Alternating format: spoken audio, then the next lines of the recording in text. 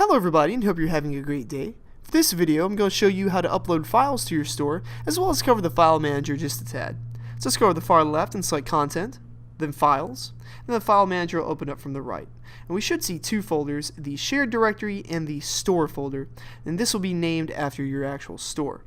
Now the main difference between the two is if you have a multi-store or more than one store and then upload a file to this store folder, that file will only be available for this store. However, if you upload the file to the shared directory, then that file can be accessed by any of your stores.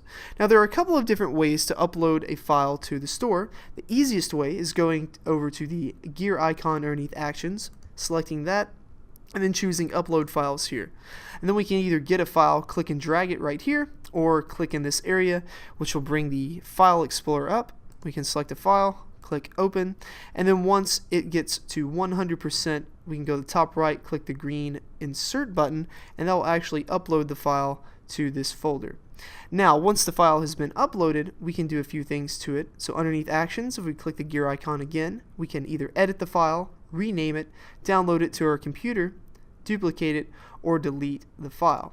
Now, if we click on the gear icon for a folder, you'll notice we cannot delete the folder. The only way to do that is with an FTP client. And you can also upload and download files in bulk using an FTP client, and that stands for File Transfer Protocol. Now, we do not provide any FTP clients. You can download those on the internet, an example being FileZilla.